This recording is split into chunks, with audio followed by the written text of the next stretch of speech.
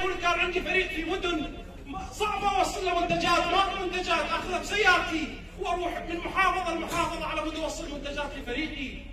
من محافظه لمحافظه، اول ما بدات محافظاتنا اللي كانت تمر بظرف صعب بازمه امنيه صعبه، من رجعت محافظاتنا مو بسهوله تدخل هذه المحافظات، فكنت في كل محافظه اجيب كتاب من الاجهزه الامنيه على مود اقدر اوصل لهذه المحافظه وافتر على فريقي. بالليل بعض الاحيان انا اوصل الى مدينه ما واصلها بحياتي، ساعه الوحده بالليل، والله اباوع الدنيا ظلمه وانا اسوق سيارتي، بس اباوع مكاني وين؟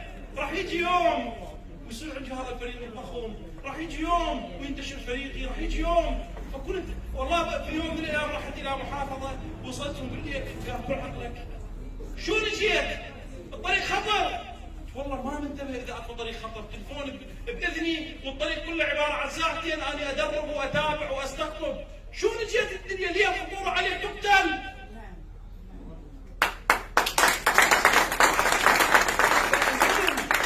فارجوكم استمروا، مشروع جميل، جميل بمنتجاته، جميل بنظامه، جميل باشخاصه.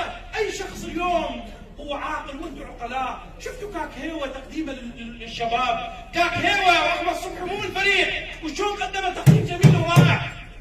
كاك هيوه مو من فريق، كاك احسان وشلون قدم تقديم يليق بيه.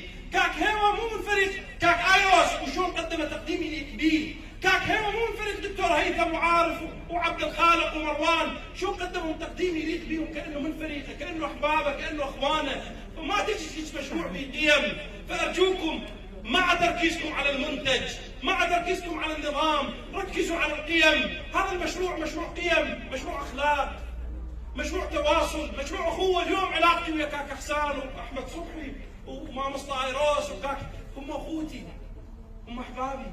زرتهم في منازلهم وكلت يمهم، وزاروني في منزلي وكلوا يمي، وسافرنا سويا في سفرات خارج الدي اكسن وفي الدي اكسن.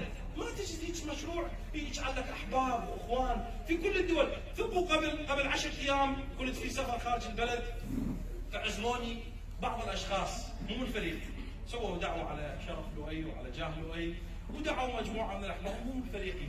فخابرتني امي، تدرون الام ماكو مثل قلبها تتابع اولادها صبح وعصر وظهر، فكل شويه الصبح تتابعني وظهر تتابعني وبالليل ها وليدي وين رحت وين جيت؟ قلت يمه اليوم معزوم يا اصدقاء. شنو الاصدقاء؟ شو وليدي يوميا يا مكان.